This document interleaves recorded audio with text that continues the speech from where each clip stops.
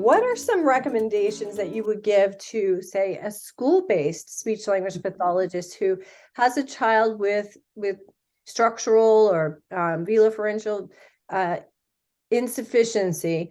Uh-huh. They may be working with a group of 3 or 4 kids who have different things going on, and they see them twice a week for 30 minutes. That's a Right. reality in the schools.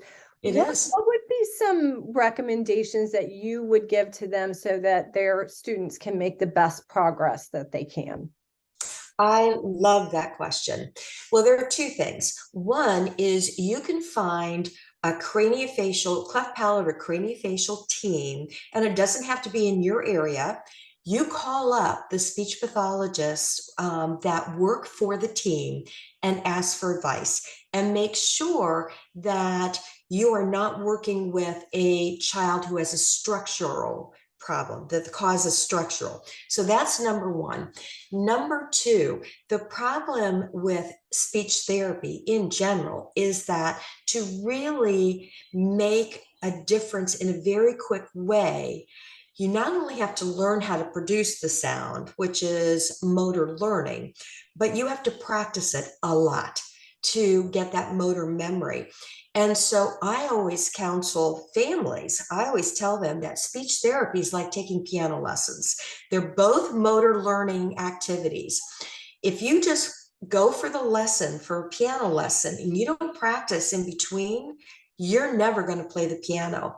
And so that practice is critically important. Now, I was a working mom. In fact, I'm still a mom and I'm still sort of working. But I realize that it's really hard to fit that into your schedule. But I tell parents 3 minutes counts as a practice session.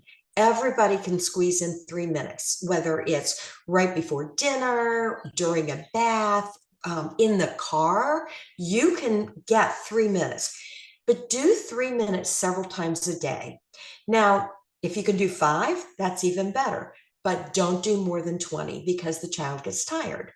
And so, really, if you tell them that 3 minutes, if you can do 5, that's great, but do it several times a day. Then it's amazing how much progress the child makes because it's consistent with motor learning principles of, you learn the skill, but then you practice a lot. The more you practice, the faster you learn that skill. Mhm.